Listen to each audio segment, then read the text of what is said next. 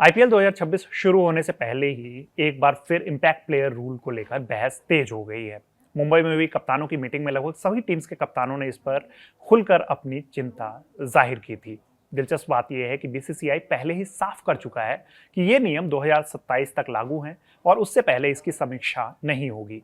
लेकिन इसके बावजूद कप्तानों ने कहा कि ये नियम खेल के बैलेंस को बदल रहा है, खासकर ऑलराउंडर्स की भूमिका कम हो रही है।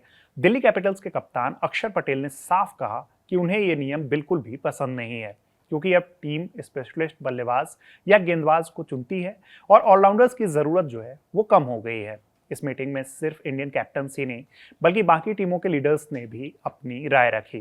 पहले भी रोहित शर्मा और हार्दिक पांड्या जैसे प्लेयर्स इस नियम के खिलाफ बोल चुके हैं। रोहित का मानना था कि इससे भारतीय क्रिकेट में ऑलराउंडर्स का डेवलपमेंट रुक सकता है, जबकि हार्दिक ने कहा था कि अब टीम में जगह पाने के लिए प्लेयर्स को दोनों रोल में एक्स्ट्रा ऑर्डिनरी होना होगा। विदेशी प्लेयर्स ने भी इस पर चिंता जताई है।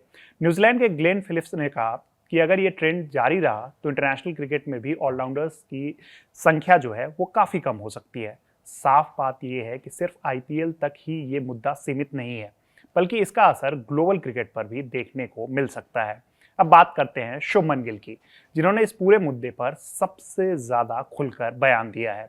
गुजरात टाइटंस के कैप्टन ने साफ कहा कि उनके हिसाब से क्रिकेट हमेशा 11 प्लेयर्स का खेल होना चाहिए और इम्पैक्ट प्लेयर का कॉन्सेप्ट इस बेसिक स्ट्रक्चर को पूरी तरीके से ख़त्म कर रहा है।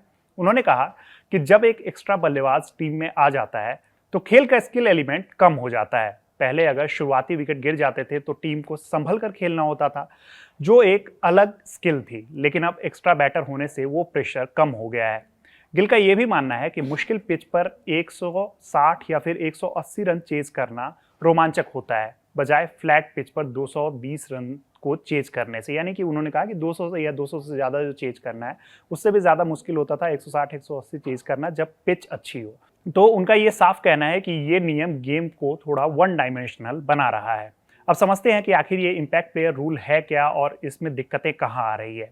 ये नियम 2023 में शुरू हुआ था, जिसमें हर टीम टॉस से पहले 5 सब्स्टिट्यूट का नाम देती थी और मैच के दौरान किसी भी समय एक प्लेयर को इम्पैक्ट प्लेयर के तौर पर इस्तेमाल कर सकती है।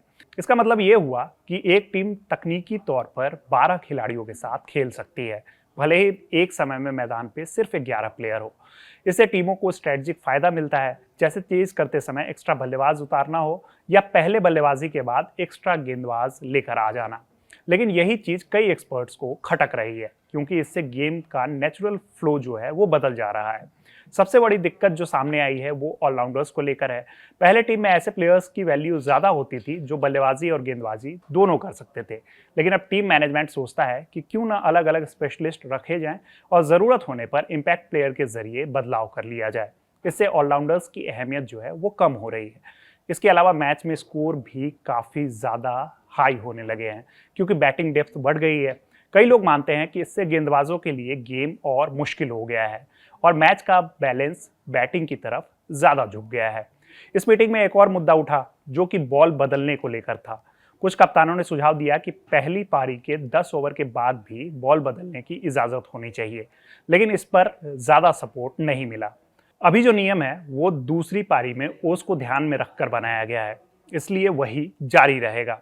इसके अलावा ट्रेनिंग गाइडलाइंस को लेकर भी कप्तानों ने सवाल पूछे, जैसे कि मैच के दिन प्रैक्टिस करने देना और एक टीम की प्रैक्टिस जल्दी खत्म होने के बाद दूसरी टीम को विकेट यूज करने की अनुमति न देना। इस पर भी बीसीसीआई ने क्लैरिटी दे दी।